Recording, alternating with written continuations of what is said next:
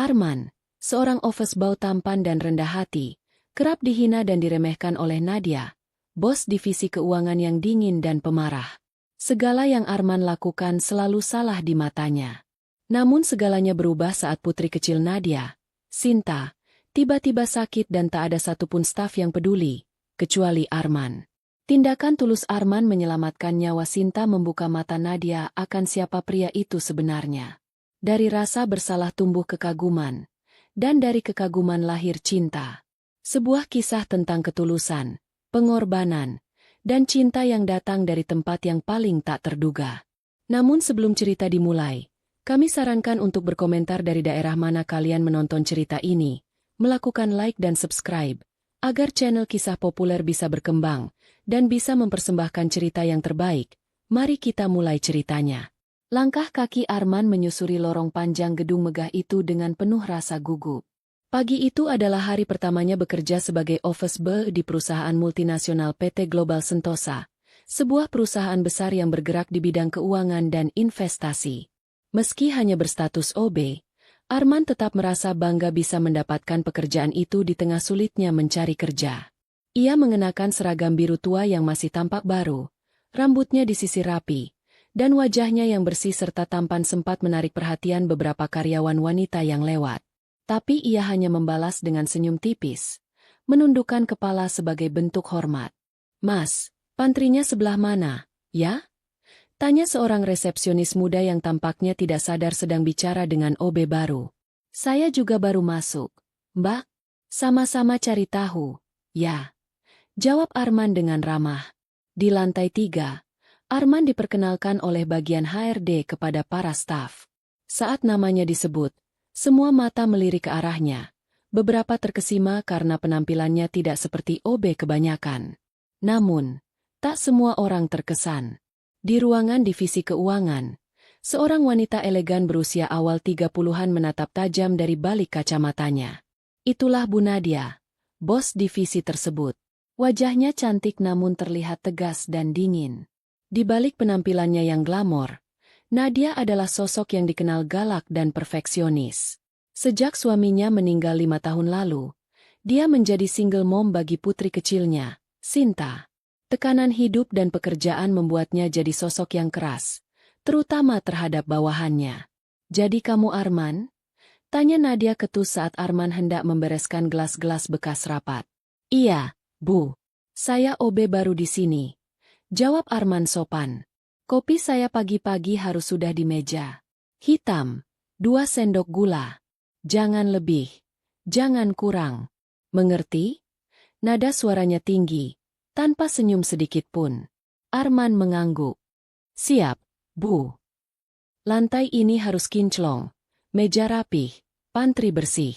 Saya nggak suka lihat tisu berceceran atau debu di meja. Kamu digaji buat itu, bukan buat senyum-senyum." Beberapa staf melirik satu sama lain. Tak menyangka Nadia begitu keras kepada OB baru. Tapi mereka sudah terbiasa. Bagi Nadia, kesalahan sekecil apapun bisa jadi bahan omelan. Jam kerja berlalu dengan cepat. Arman sibuk menyapu, mengepel, mencuci gelas, dan memeriksa ketersediaan air minum di dispenser. Semua dilakukan dengan teliti, tanpa mengeluh. Tapi siang itu, saat ia salah menaruh gelas kopi Nadia di sisi kanan meja, bukan kiri, Nadia langsung memanggilnya dengan nada tajam. "Arman, kamu pikir meja saya ini restoran?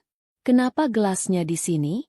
Saya udah bilang, kanan atas, kanan atas." "Maaf, Bu.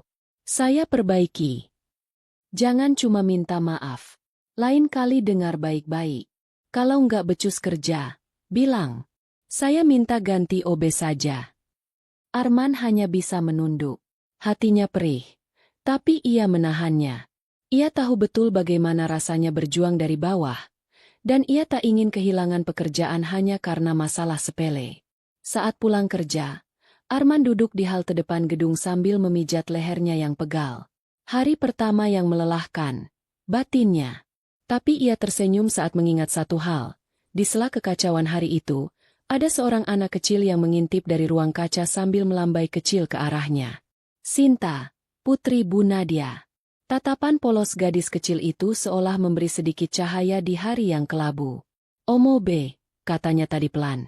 "Om lucu, rambutnya kayak tokoh kartun." Arman tertawa kecil saat mengingatnya.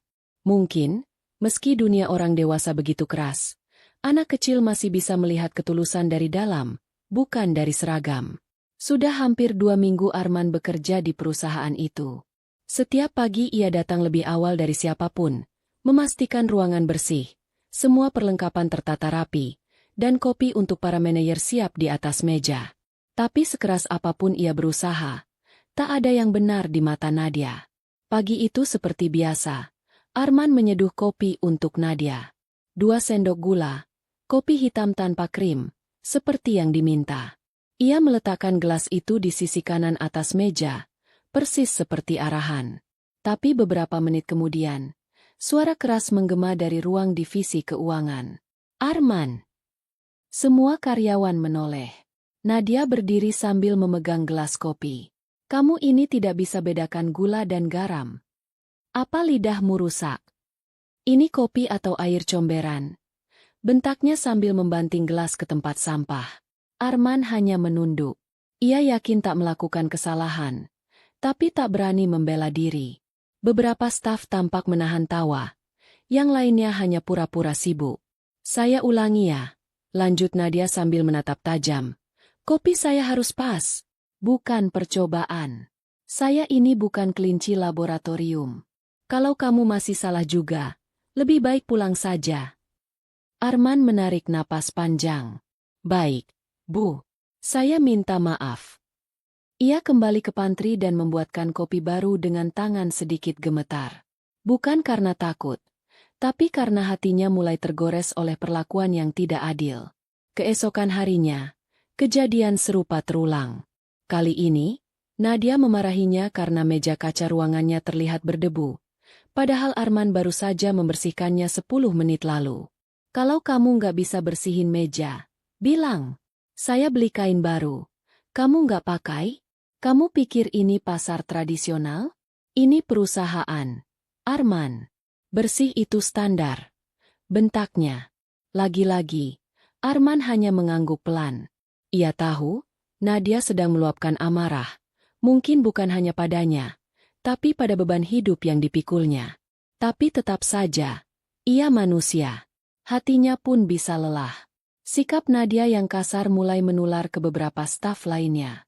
Ada yang mulai memerintah Arman dengan suara tinggi, ada pula yang sengaja menjatuhkan tisu atau cangkir hanya untuk melihat Arman membersihkannya. "Biasa, Obe tampan tapi otaknya kosong," celetuk salah satu staf pria di pantry, saat Arman sibuk mencuci gelas. Arman mendengar, tapi tak menggubris. Ia tetap bekerja seperti biasa, mencoba tidak memikirkan omongan mereka. Di tengah semuanya, hanya satu hal yang membuat Arman bertahan, Sinta. Gadis kecil itu kadang ikut ibunya ke kantor, terutama saat tidak ada yang menjaga di rumah. Di tengah kekerasan dan tekanan, senyum polos Sinta adalah satu-satunya yang mampu meluluhkan hati Arman. Ia sering menyelinap ke arah pantry, mencari Arman hanya untuk bertanya hal-hal konyol seperti, "Om, kenapa Om selalu bawa sapu? Emang sapu itu teman Om, ya?" Arman akan tertawa kecil dan menjawab, "Iya, sapu ini sahabat Om. Namanya Pak Sapu." Sinta tertawa geli. Tapi saat Nadia muncul, segalanya kembali dingin. "Sinta, jangan ganggu orang kerja," bentaknya pada anaknya sendiri, lalu melotot ke Arman. "Dan kamu, kalau nggak kerja, keluar sekalian." Hari demi hari, Arman seperti berjalan di atas bara. Tapi anehnya, ia tak pergi. Di balik sikap dingin dan kasar Nadia, ia melihat ada sesuatu yang belum selesai. Dan ia yakin, bukan tanpa alasan Tuhan menempatkannya di tempat itu. Hari itu kantor lebih ramai dari biasanya. Ada rapat besar dengan klien investor, dan hampir semua staf divisi keuangan sibuk menyiapkan data. Di tengah hiruk-pikuk itu, Arman tetap bekerja seperti biasa, mengepel lantai, mengganti galon, dan memastikan ruang rapat bersih dan rapi. Namun, ada satu hal yang berbeda hari itu. Sinta kembali datang ke kantor. Gadis kecil berusia 5 tahun itu duduk di pojok ruang kerja ibunya dengan boneka kelinci yang selalu ia bawa kemanapun. Wajahnya bulat dengan pipi cabi dan mata besar yang penuh rasa ingin tahu. Ia tampak bosan duduk di situ, menunggu ibunya yang tak pernah lepas dari layar laptop. Ketika melihat Arman lewat sambil membawa tumpukan tisu dan botol pembersih, mata Sinta langsung berbinar. "Om Men!" serunya riang. Arman yang tengah lewat berhenti dan menoleh sambil tersenyum. "Iya, Sinta. Boneka kelincinya sehat hari ini?" Sinta tertawa. "Iya dong. Namanya Kiko. Kiko mau disuapin es krim, tapi ibu nggak bolehin." Arman tertawa pelan. "Kiko harus makan nasi dulu, baru boleh es krim. Gitu aturannya." Sinta berdiri dan berjalan pelan ke arah pantry, tempat Arman sedang membersihkan. "Om Men, nanti kalau udah selesai pel, main tebak-tebakannya." "Oke, tapi nanti, kalau ibu kamu marah, gimana?" Sinta mengangkat bahu. "Ibu marah terus. Tapi aku suka main sama Om Men." Perkataan polos itu membuat Arman sedikit tercekat. Di balik lucuan dan kepolosannya, ia bisa merasakan ada kehampaan dalam kehidupan anak itu. Seperti ada bagian dari dunia kecil Sinta yang kesepian, tak terisi oleh perhatian seorang ibu yang terlalu sibuk. Dan sejak hari itu, Sinta sering datang ke pantry hanya untuk sekadar ngobrol atau menggambar bersama Arman. Tentu saja Nadia tidak suka hal itu. "Sinta, berapa kali ibu bilang? Jangan ganggu Obe. Dia kerja, bukan main." Bentaknya suatu sore. Sinta langsung ketakutan dan kembali ke pojok ruangan. Tapi diam-diam, ia menggambar Arman sedang tersenyum sambil membawa sapu. Di bawah gambar itu, ia menulis dengan huruf besar dan goyah, "Om Men baik." Arman menemukan gambar itu terselip di dekat tempat sampah saat ia hendak mengepel. Ia tersenyum kecil, lalu melipat gambar itu dan menyimpannya di saku. Hari-hari berikutnya, hubungan Arman dan Sinta semakin dekat. Ia membacakan dongeng saat Sinta mengantuk, menolongnya merapikan tas, bahkan membawakannya roti dari kantin saat makan siang. Semuanya dilakukan dengan tulus, tanpa pamrih. Kadang, Arman berpikir aneh. Ia dihina, dimaki, dan direndahkan hampir setiap hari oleh Nadia. Tapi justru dari anak perempuan kecil itulah ia merasa dihargai, diperhatikan, dianggap manusia. Dan tanpa sadar, tatapan kecil itu mulai merasuk ke hatinya. Suasana kantor semakin padat menjelang akhir bulan. Laporan keuangan, evaluasi bulanan, dan presentasi untuk klien menumpuk di meja para staf. Nadia semakin sering lembur, wajahnya semakin tegang, dan suaranya makin tinggi tiap ada hal kecil yang tak sesuai. Sinta pun makin sering dibawa ke kantor. Tak ada pilihan lain. Nadia belum menemukan pengasuh yang cocok, dan ia terlalu sibuk untuk benar-benar mengurus sendiri anaknya. Dan di sela kesibukan kantor yang penuh tekanan itu, Arman menjadi satu-satunya sosok yang memperhatikan Sinta. Saat Nadia rapat dengan manajemen, Sinta duduk bosan di sofa pojok ruangan. Ia tak menangis, tapi wajahnya murung. Ia mengelus boneka kelincinya perlahan sambil sesekali menguap. Arman yang sedang mengganti galon air di dekat pantry melirik sejenak. Lalu, dengan langkah hati-hati, ia masuk ke ruang tengah tempat Sinta berada. "Hei, Sinta, mau susu coklat?" bisiknya sambil tersenyum. Sinta mengangguk cepat. Matanya langsung berbinar. "Mau." Arman pun berjalan ke pantry, membuatkan susu kotak dingin yang ia simpan diam-diam dari uang sakunya sendiri.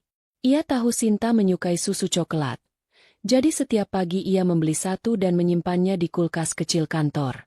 Setelah memberikannya, ia duduk di lantai dan mulai bercerita. Jadi, di suatu hutan jauh, ada kelinci putih yang suka berpetualang. Tapi kelinci ini bukan sembarang kelinci. Dia bisa bicara dengan bunga-bunga. Sinta mendengarkan dengan penuh antusias, sambil meneguk susunya perlahan. Ia tertawa kecil saat Arman menirukan suara kelinci dengan gaya lucu. Sekilas, ruangan yang tadinya hampa itu terasa hangat. Namun semua kebaikan itu dilakukan diam-diam. Arman tahu, Jika Nadia tahu ia menghabiskan waktu untuk hal semacam itu, ia pasti akan dimarahi. Jadi Arman selalu sigap saat mendengar langkah kaki Nadia mendekat. Segera membereskan sisa susu, duduk kembali di pantry, seolah tak terjadi apa-apa. Nadia tetap menilainya sama, tidak kompeten. Suatu hari, Nadia mendapati selembar kertas gambar di meja putrinya saat hendak merapikan tas. Ia melihat Sinta menggambar dirinya, ibunya, dan Arman sedang duduk di taman. Di bawah gambar itu tertulis dengan tulisan anak-anak. Ibu, Sinta, dan Om main bareng. Dahi Nadia mengerut. Ia menatap gambar itu lama. Tapi bukan karena terharu, melainkan heran. Kenapa si Arman ini sampai masuk ke pikiran anakku? Gumamnya kesal. Alih-alih bertanya dengan baik, esok harinya Nadia langsung memarahi Arman saat melihatnya menyodorkan roti ke Sinta. Arman, kamu ini OB atau babysitter? Saya bayar kamu buat bersih-bersih, bukan ngurus anak saya. Arman langsung menarik tangannya, menunduk dalam. Maaf, Bu. Sinta bilang lapar. Saya cuma bantu kasih roti. Kamu pikir kamu siapa? Anak saya nggak butuh dikasihani, katanya ketus sambil menarik Sinta pergi. Sinta menoleh ke belakang, menatap Arman dengan mata yang mulai berkaca-kaca. Arman hanya tersenyum, lalu melambaikan tangan pelan. Ia tahu Nadia belum melihat apa yang sebenarnya terjadi. Tapi ia tidak marah. Ia tahu, orang yang terlalu lama hidup dalam luka seringkali tak bisa melihat kasih sayang, meski kasih itu sudah duduk di depan matanya. Yang Arman lakukan bukan untuk dipuji, tapi karena ia peduli. Pagi itu kantor terasa lebih tegang dari biasanya. Udara di lantai 3 seolah penuh tekanan. Nadia tampak terburu-buru dengan langkah cepat, sambil memeriksa isi tasnya berulang kali. Hari itu ia dijadwalkan mempresentasikan laporan kuartalan kepada direktur utama dan beberapa investor asing. Semua staf tahu, ini hari besar bagi Nadia. Namun, saat ia duduk di kursinya dan membuka laci, wajahnya mendadak pucat. Mana flash disknya? Gumamnya panik. Ia membongkar semua berkas, membuka semua map, hingga laci paling bawah. Tapi benda kecil berwarna hitam itu tak ditemukan. Nadia berdiri dengan wajah menegang dan matanya menyapu ruangan. Semua orang menunduk, pura-pura sibuk, tahu bahwa amarah besar sedang menunggu meledak. Lalu pandangan Nadia berhenti pada satu orang, Arman. Kebetulan, Arman baru saja selesai mengepel karpet di ruangannya dan hendak keluar sambil membawa ember kecil. Arman, seru Nadia tajam. Kamu masuk ruangan saya tadi pagi. Arman berhenti. Iya, Bu. Saya cuma ngepel sebentar. Kamu lihat flash disk saya? Warna hitam, kecil, ada gantungan warna biru. Arman menggeleng sopan. Nggak lihat, Bu. Tadi saya cuma bersih-bersih lantai dan meja. Kamu yakin? Jangan-jangan kamu jatuhin atau bawa tanpa sengaja. Maaf, Bu. Saya nggak pernah pegang barang pribadi staf. Apalagi barang penting kayak gitu. Nadia mendekat. Suaranya naik 2 oktav. Kamu pikir saya bodoh? Selama ini kamu sok baik ke anak saya. Ternyata itu cara kamu biar bisa nyolong. Seluruh staf langsung diam. Beberapa melirik Arman dengan pandangan curiga. Suasana berubah tegang. Tak ada yang berani ikut campur. Meski jelas tuduhan itu belum terbukti. Arman mencoba tetap tenang. Saya sama sekali nggak pernah ambil apapun, Bu. Saya bersumpah. Bohong. Nadia berteriak. Suaranya menggetarkan ruangan. Kalau sampai flash disk itu nggak ketemu, saya laporkan kamu ke HRD. Bahkan polisi kalau perlu. Arman terdiam. Ditatap seperti pencuri di depan semua orang membuat hatinya tercabik. Tapi ia tetap tak membela diri dengan keras. Ia tahu, semakin ia melawan, semakin Nadia akan meledak. Beberapa staf hanya diam. Bahkan ada yang mulai membicarakan pelan-pelan. Dari awal memang aneh, OB ganteng, tapi siapa tahu niatnya nggak baik. Gumam seorang staf wanita di dekat printer. Hanya satu suara kecil yang terdengar dari sudut ruangan. Omen nggak nyolong. Semua menoleh. Sinta berdiri di ambang pintu, menggenggam bonekanya dengan mata berkaca-kaca. Omen baik. Nggak mungkin nyolong. Nadia menoleh dengan ekspresi terguncang. Tapi sebelum bisa merespons, bel pintu lift berbunyi. Seorang staf dari lantai 2 muncul tergopoh-gopoh sambil membawa sebuah benda kecil. Bu Nadia, ini flash disknya. Tadi tertinggal di ruang meeting lantai 2. Saya baru sadar setelah lihat jadwal pemakaian ruangan. Semua terdiam. Wajah Nadia memucat. Ia menatap flash disk itu, lalu ke Arman, yang hanya berdiri diam dengan tatapan menunduk. Maaf, kata Nadia pelan, namun nyaris tak terdengar. Harga dirinya sebagai atasan membuatnya sulit meminta maaf di depan umum. Arman hanya tersenyum tipis. Tidak apa-apa, Bu. Yang penting sudah ketemu. Tanpa berkata lagi, Arman mengambil ember dan pelnya, lalu berjalan keluar ruangan. Beberapa karyawan memperhatikannya dalam diam. Untuk pertama kalinya, mereka mulai melihat sesuatu yang selama ini mereka abaikan. Kesabaran dan ketulusan seorang OB bernama Arman. Dan hari itu, meski ia tak berkata banyak, Arman tahu, ia baru saja menang, tanpa harus melawan. Hari itu mendung menggantung di langit Jakarta, dan hawa lembab menyelimuti seluruh gedung PT Global Sentosa. Ruangan divisi keuangan terlihat sibuk luar biasa. Nadia tengah memimpin rapat internal membahas revisi anggaran klien besar. Suaranya terdengar lantang dari balik kaca ruangan meeting. Di sofa kecil di luar ruangan, Sinta duduk sambil memeluk boneka kelincinya. Biasanya ia cerewet, suka berjalan-jalan keliling kantor, atau diam-diam menghampiri Arman di pantry. Tapi kali ini, ia hanya diam, wajahnya pucat, dan napasnya berat. Tak ada yang benar-benar memperhatikan. Beberapa staf melirik sekilas, lalu kembali menunduk pada layar komputer masing-masing. Mereka tahu Sinta adalah anak Bu Nadia, dan mereka enggan terlibat. Takut dimarahi, takut disalahkan.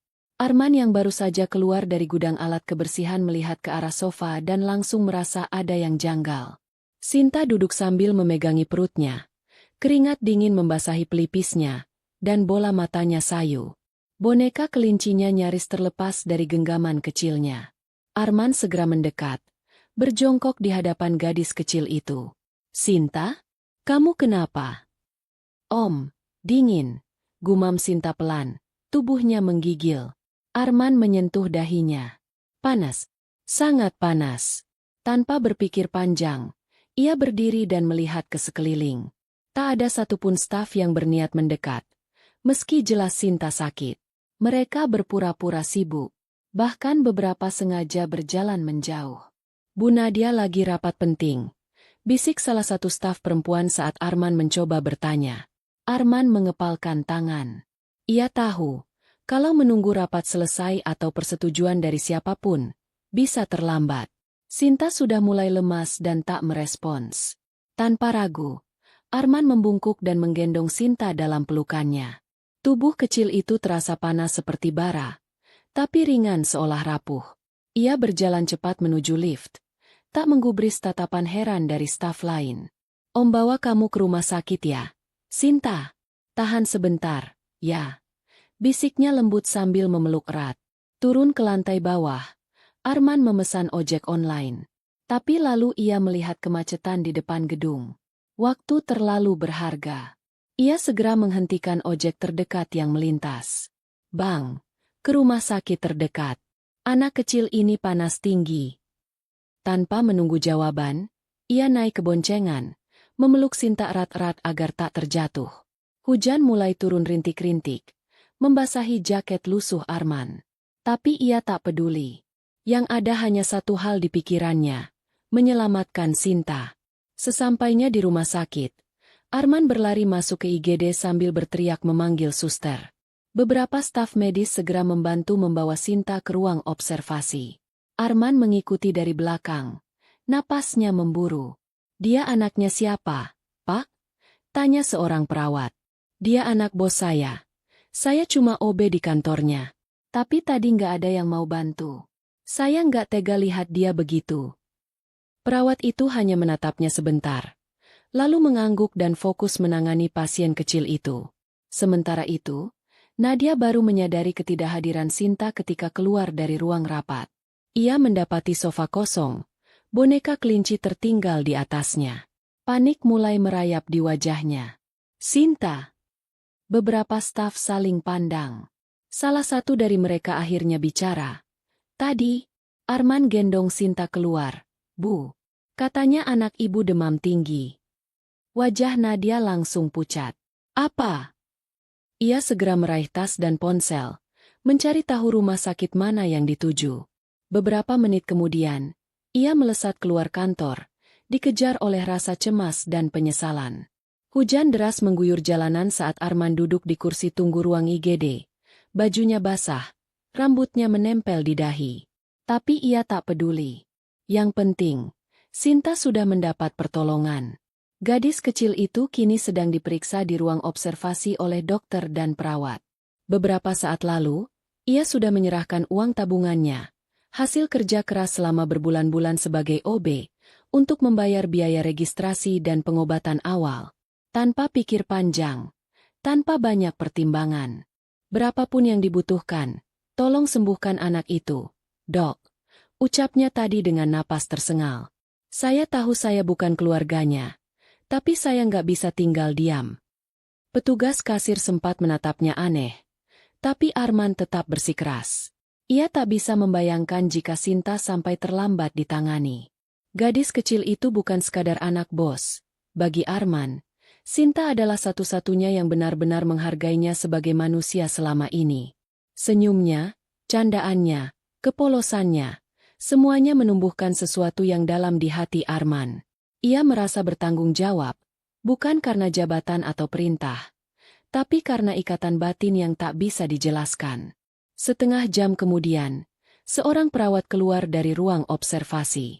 Pak Arman, panggilnya. Arman langsung berdiri. Iya, saya. Bagaimana keadaannya? Sudah ditangani. Panasnya sempat hampir 40 derajat, tapi sekarang mulai stabil. Kami beri infus dan penurun panas. Kemungkinan besar infeksi virus biasa, tapi harus rawat inap semalam untuk observasi lebih lanjut. Arman mengangguk. Lega. Boleh saya temui? Perawat itu tersenyum. Silakan. Tapi jangan terlalu lama. Dia masih lemah. Dengan hati-hati, Arman melangkah masuk ke ruang perawatan. Di atas ranjang kecil itu, Sinta terbaring lemah. Pipinya merah, dan tangan mungilnya terpasang selang infus. Tapi ketika melihat Arman masuk, senyum tipis muncul di bibirnya. Om Men, gumamnya lemah. Arman mendekat dan duduk di sisi ranjang, menggenggam tangan kecil itu. Om di sini, Sinta. Kamu istirahat ya, biar cepat sembuh. Sinta mengangguk pelan. Om, jangan pergi, ya. Arman menahan napas sejenak. Kata-kata itu menusuk ke dalam dadanya. Ia mengangguk, tersenyum. Om nggak kemana-mana.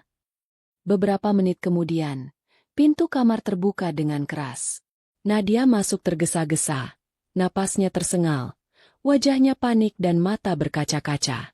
Ia melihat anaknya di ranjang. Lalu melihat Arman duduk di samping. Sinta. Jeritnya. Arman segera berdiri dan memberi ruang.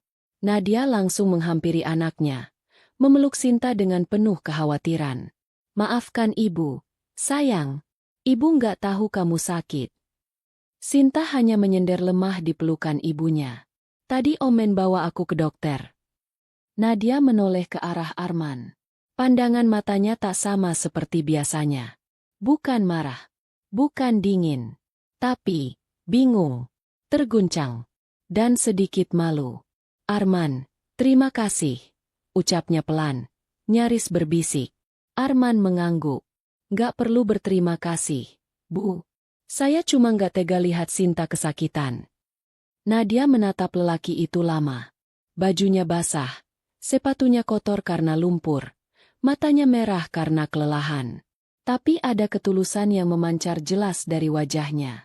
Bukan karena ingin dipuji, bukan karena takut dimarahi. Tapi karena benar-benar peduli. Dan di detik itu, Untuk pertama kalinya, hati Nadia mulai goyah. Beberapa jam sebelumnya, Nadia masih sibuk memimpin rapat besar dengan manajemen pusat. Ia tidak menyadari bahwa sesuatu yang jauh lebih penting tengah terjadi di luar ruang kaca tempatnya berdiri. Anak sematawayangnya tengah menggigil demam tinggi di sofa, sendirian. Saat rapat selesai, ia kembali ke ruangannya dengan langkah cepat. Matanya langsung mencari Sinta, namun yang ia temukan hanya boneka kelinci mungil yang biasa dipeluk anaknya. Tidak ada Sinta. Hatinya langsung disergap rasa cemas yang memburu. Mana Sinta? Nadia bertanya tajam ke salah satu staf. Beberapa orang saling pandang, ragu membuka mulut. Saya lihat tadi Arman menggendong Sinta keluar, Bu. Jawab resepsionis pelan. Katanya anak ibu demam tinggi. Dek. Wajah Nadia langsung pucat. Napasnya tercekat. Tanpa berkata apa-apa, ia bergegas keluar dari kantor, menaiki mobilnya sambil terus menghubungi nomor rumah sakit terdekat. Seluruh jalan menuju rumah sakit ditempuhnya dengan panik. Keringat dingin mengalir di pelipisnya. Tangan menggenggam setir erat-erat. Bayangan Sinta dalam kondisi sakit membuat pikirannya kacau. Tapi yang lebih membuat dadanya sesak adalah fakta bahwa Arman, orang yang selama ini ia hina, ia bentak, ia rendahkan, justru yang pertama melindungi anaknya saat ia sendiri tak bisa. Begitu tiba di rumah sakit, Nadia langsung menuju ruang IGD. Atas nama Sinta, katanya cepat, anak perempuan, 5 tahun. Petugas mengarahkannya ke ruang perawatan. Ia mendorong pintu dengan cepat, dan langsung terpaku. Di dalam ruangan itu, Sinta terbaring lemah, selang infus terpasang di tangannya. Tapi yang membuat Nadia berhenti bukan hanya kondisi putrinya, melainkan pemandangan di sebelahnya. Arman, duduk di sisi ranjang, menggenggam tangan mungil Sinta dengan lembut. Wajahnya kelelahan, bajunya basah, matanya sembab, tapi pandangannya penuh perhatian dan ketulusan. Sinta menoleh lemah dan berkata pelan, "Ibu, Om Men nolongin Sinta." Dan saat itulah, dinding pertahanan Nadia runtuh. Tangis yang selama ini ia tahan, yang selama ini terbungkus dalam ego dan kemarahan, pecah di tepi ranjang rumah sakit itu. Ia meraih tangan anaknya, mencium kening Sinta berulang kali, lalu menatap Arman. Suara Nadia gemetar. "Kenapa? Kamu lakukan semua ini?" Arman menunduk pelan. "Karena Sinta bukan cuma anak bos saya. Dia anak kecil yang gak salah apa-apa. Saya cuma gak sanggup lihat dia menderita." Air mata Nadia mengalir deras. Ia tak pernah menyangka bahwa orang yang paling ia rendahkan justru memiliki hati paling besar di antara semua orang di kantornya. Sementara ia, sang ibu kandung, malah lalai karena terjebak dalam ambisi dan kesibukan. Ia menatap Arman lama, dan untuk pertama kalinya, tak ada nada tinggi, tak ada bentakan, tak ada tuduhan. Yang ada hanya sorot mata yang penuh rasa bersalah, dan sesuatu yang baru tumbuh dari hatinya, rasa hormat, kekaguman, dan rasa yang lebih dalam. "Arman," ucapnya lirih, "aku nggak tahu harus bilang apa." Arman hanya tersenyum kecil. "Yang penting Sinta sembuh, Bu." Dan di balik senyum tulus itu, Nadia tahu, hatinya telah disentuh oleh seseorang yang selama ini tak ia lihat sebagai siapa-siapa. Tapi kini, mungkin segalanya akan berubah.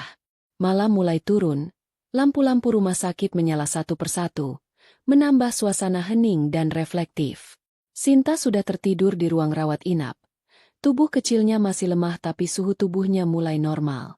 Nadia duduk di kursi samping ranjang, membelai rambut putrinya sambil termenung. Beberapa jam terakhir seperti mimpi yang mengaduk emosi. Kekhawatiran, rasa bersalah, dan penyesalan terus berkecamuk di dalam dadanya. Ia melirik ke arah Arman yang duduk di luar ruangan, menatap langit malam dari balik jendela lorong rumah sakit. Wajahnya lelah, tapi tenang. Nadia berdiri perlahan, lalu melangkah keluar kamar. Ia mendekatinya, berdiri di depannya dengan tangan yang gemetar, bukan karena marah, tapi karena malu. "Arman." Arman menoleh. "Iya, Bu." Nadia menunduk sejenak, lalu mengangkat wajahnya dengan mata berkaca-kaca. Saya Saya minta maaf atas semua sikap saya selama ini. Atas semua kata-kata saya yang menghina, yang merendahkan kamu. Suara Nadia mulai bergetar. Saya terlalu sibuk, terlalu buta buat melihat siapa yang benar-benar peduli sama anak saya. Saya menilai kamu dari seragamu, bukan dari hatimu. Air mata akhirnya jatuh dari pipinya. Ia menutup wajahnya dengan tangan, mencoba menyembunyikan tangis yang selama ini disimpannya rapat-rapat. Tangis seorang wanita yang selama ini tampak kuat, keras, dan tak tersentuh. Arman berdiri pelan. Ia tak berkata banyak, hanya menatap wanita di hadapannya dengan penuh empati. "Bu," katanya lembut. "Saya nggak pernah merasa tersinggung, apalagi dendam. Saya cuma nggak tega lihat anak sekecil Sinta kesakitan. Itu saja." Nadia mengangkat wajahnya, menatap pria itu dengan mata yang basah. Di depan matanya, berdiri seorang laki-laki yang sama sekali tak ia kenal sebelumnya. Bukan Obe yang dulu sering ia bentak dan hina, tapi sosok yang jauh lebih mulia dari yang pernah ia bayangkan. "Kenapa kamu bisa sebaik itu, Arman?" Arman tersenyum kecil, menatap langit gelap di luar jendela. "Mungkin karena saya pernah ngerasain jadi anak kecil yang sakit, dan gak ada yang peduli. Jadi sekarang, kalau saya bisa bantu orang lain, saya bantu." Jawaban itu membuat Nadia kembali menangis. Bukan karena sedih, tapi karena tersentuh. Hatinya yang lama beku oleh kesibukan, trauma, dan kemarahan, akhirnya mulai mencair. Beberapa detik berlalu dalam keheningan. Hanya suara mesin pendingin dan langkah kaki perawat yang terdengar. "Apa kamu bisa maafkan saya?" tanya Nadia lirih. Arman mengangguk pelan. "Dari tadi saya udah maafin, Bu. Bahkan sebelum Ibu minta maaf." Dan malam itu, di bawah langit rumah sakit yang gelap, dua hati yang dulu begitu jauh kini mulai mendekat. Bukan karena status, bukan karena jabatan, tapi karena kebenaran tak bisa disembunyikan terlalu lama. Arman bukan cuma Obe. Ia adalah pria dengan hati paling tulus yang pernah ditemui Nadia. 2 minggu telah berlalu sejak malam penuh air mata itu di rumah sakit. Sinta kini sudah pulih dan kembali ceria seperti biasanya. Ia kembali bermain, berlarian di kantor, dan tentu saja, mencari-cari sosok Om Men, yang kini tak lagi dianggap sekadar OB oleh banyak orang. Sejak kejadian itu, perlakuan staf kantor terhadap Arman perlahan berubah. Orang-orang yang dulu mencibir, kini lebih menghargai, bahkan menyapanya dengan hormat. Namun yang paling berubah adalah Nadia. Wajahnya tidak lagi setegang dulu. Nada bicaranya tidak setajam biasanya. Ia mulai tersenyum, menyapa staf dengan hangat, bahkan beberapa kali tertangkap tengah memperhatikan Arman diam-diam. Ia belum mengatakan apa-apa, tapi semua orang bisa melihat, ada sesuatu yang berbeda di antara keduanya. Dan hari itu, Nadia memutuskan untuk tidak lagi menyembunyikan perasaannya. Sore hari, setelah sebagian besar staf sudah pulang, Nadia berdiri di dekat jendela kantornya. Tangannya memegang 2 cangkir teh hangat yang ia buat sendiri, bukan menyuruh Arman seperti biasanya. Ia meminta Arman datang ke ruangannya. Bukan untuk membersihkan, tapi untuk duduk. "Silakan duduk," katanya pelan. Arman bingung, tapi menurut. Nadia menyodorkan secangkir teh padanya, lalu duduk di seberang. "Aku ingin bicara jujur hari ini. Bukan sebagai atasan, tapi sebagai wanita. Dan sebagai ibu." Arman menatapnya. Masih diam. Nadia menarik napas panjang. "Sejak kamu menyelamatkan Sinta, aku terus berpikir tentang hidupku, tentang caraku memperlakukan orang, dan tentang kamu." Ia menunduk sejenak, lalu melanjutkan. "Aku tahu ini mungkin terdengar gila, mungkin kamu akan kaget. Tapi aku nggak mau menunda lagi." Ia menatap mata Arman lekat-lekat. "Aku ingin kamu jadi suamiku, dan jadi ayah untuk Sinta." Ruangan hening. Hanya suara detik jam di dinding yang terdengar jelas. Arman menatap wanita di depannya. Dulu ia dikenal galak, keras kepala, dingin. Tapi kini di hadapannya duduk seorang wanita yang jujur, lembut, dan penuh keberanian mengakui perasaannya. Arman tidak langsung menjawab. Ia menunduk, menahan napas. Matanya berkaca-kaca. Perlahan, ia mengangguk. Saya nggak pernah bayangkan ibu akan berkata seperti ini. Tapi saya juga sudah jatuh cinta. Bukan cuma pada Sinta, tapi pada ibu. Air mata Nadia jatuh pelan di pipinya. Air mata bahagia. Dan di saat itu, pintu diketuk pelan. Boleh masuk? Suara kecil terdengar. Sinta masuk sambil membawa gambar yang baru saja ia warnai. Di gambar itu, ada 3 orang. Dirinya, ibunya, dan Arman. Mereka berdiri di bawah langit biru dengan pelangi di atasnya. Ibu, Omen bisa tinggal sama kita selamanya nggak? Tanya Sinta polos. Nadia dan Arman saling berpandangan, lalu tertawa kecil. Iya, sayang, mulai sekarang, Omen bakal jadi bagian dari keluarga kita. Sinta bersorak kecil dan langsung memeluk Arman erat. Dan di hadapan mata kecil yang berbinar bahagia, cinta yang sederhana itu akhirnya menemukan rumahnya. Bukan di gedung megah atau jabatan tinggi, tapi di dalam hati yang tulus dan hangat, tempat sejati dari cinta dan keluarga. Hari itu kantor terlihat berbeda dari biasanya. Meja-meja dihiasi bunga segar, pita putih melilit di sepanjang lorong, dan karpet merah terbentang menuju ruang tengah yang disulap jadi aula kecil. Para staf berdandan rapi. Bahkan para OB mengenakan seragam bersih dan senyum sumringah. Tidak ada rapat. Tidak ada pekerjaan. Hari itu, semua orang hadir untuk satu alasan. Menyaksikan pernikahan Bu Nadia dan Arman. Ya, benar. Wanita yang dulu dikenal dingin dan galak itu, kini berdiri anggun dalam gaun putih sederhana. Wajahnya bersinar penuh kebahagiaan. Di sampingnya, Arman mengenakan kemeja putih dan jas hitam, bukan lagi seragam OB, namun raut wajahnya tetap rendah hati, penuh ketulusan yang tak berubah sedikit pun sejak hari pertama bekerja. Acara dimulai dengan iringan musik pelan.